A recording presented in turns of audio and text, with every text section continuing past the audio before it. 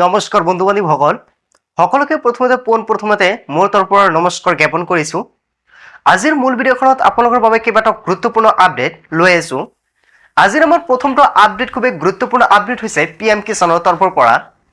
যদি আপোনাৰ পিএম কিষাণৰ লিষ্টত নামটো অন্তৰ্ভুক্ত হৈ আছে আৰু আপোনাৰ টকা পোৱাত কোনো ধৰণৰ অসুবিধা হৈছে তেনে ক্ষেত্ৰত প্ৰথমতে নিশ্চয় আপুনি কমেণ্ট কৰি জনাব।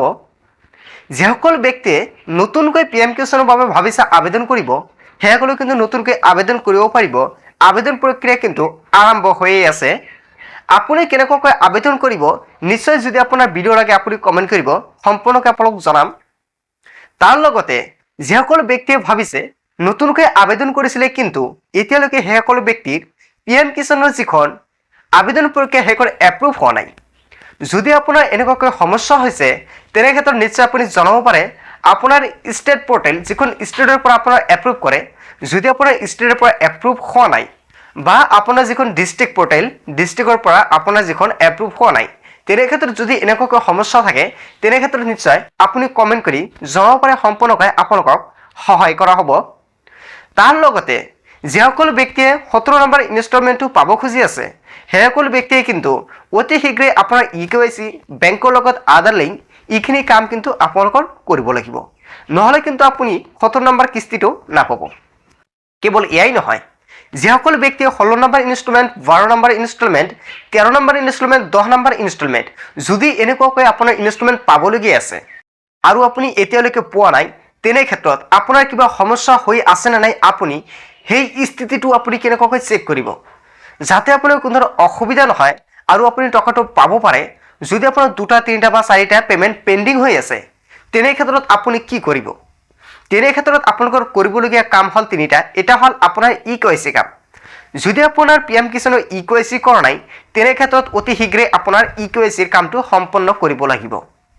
যদি আপোনাৰ EKYC কামটো সম্পূৰ্ণ কৰিছে তেনে ক্ষেত্ৰত আপোনাৰ কৰিব লাগিব বেংকৰ লগত আধাৰ লিংক অথবা DBT লিংক।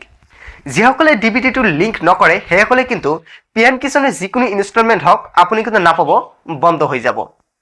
কেৱল এয়াই নহয়, লগতে যিসকল ব্যক্তিয়ে লেণ্ড চিডিঙৰ কাম কৰা নাই, সাপোজ ধৰি লওক আপোনাৰ EKYC DBT লিংক সকলোখিনি সম্পূৰ্ণ হৈ আছে, আপোনাৰ মাটিৰ যিখিনি নথিপত্ৰ এইখিনি আপুনি ভুলকৈ তাত দাখিল কৰিছে তেনে ক্ষেত্ৰত কিন্তু আপুনি সেইখন পিএম কিষাণৰ টকাৰ পৰা বঞ্চিত হ'ব, আপুনি কিন্তু কেতিয়াও সেইখিনি টকা নাপায়। সো বন্ধু বান্ধৱীসকল যদি আপোনাৰ এনেকুৱাকৈ সমস্যা হৈছে তেনে ক্ষেত্ৰত নিশ্চয় আপুনি কমেণ্ট কৰি জনাব। তাৰপিছত অসমবাসী ৰাইজক জনাইছো আমাৰ আনটো খুবেই গুৰুত্বপূৰ্ণ খবৰ, লগতে অসমবাসীৰ বাবে এটা ডাঙৰ খবৰ। সো আজিৰ খুবেই গুৰুত্বপূৰ্ণ খবৰটো হৈছে অৰুণোদয়। যিসকল ব্যক্তিৰ অৰুণোদয় আৰু অৰুণোদয় 2.0 লিষ্টত নামটো অন্তৰ্ভুক্ত হৈ আছে সেইসকল ব্যক্তিৰ বাবে এটা ডাঙৰ খবৰ, কিয়নো 10 এপ্ৰিলত কিন্তু লাখ লাখ মানুহৰ একাউণ্টত চৰকাৰে সোমাই দিব অৰুণোদয় 2.0 আঁচনি, লগতে বিধৱা পেঞ্চন আঁচনি, বুঢ়া পেঞ্চন আঁচনি, সকলোকেইটা আঁচনিৰ টকা কিন্তু 10 এপ্ৰিলত আপোনাৰ বেংক একাউণ্টত সোমাই দিব। লগতে যদি আপুনি ভাবিছে নতুনকৈ অৰুণোদয় আঁচনি আবেদন কৰিব তেনে ক্ষেত্ৰতে কিন্তু কৰিব পাৰিব। কেনেকুৱাকৈ কৰিব?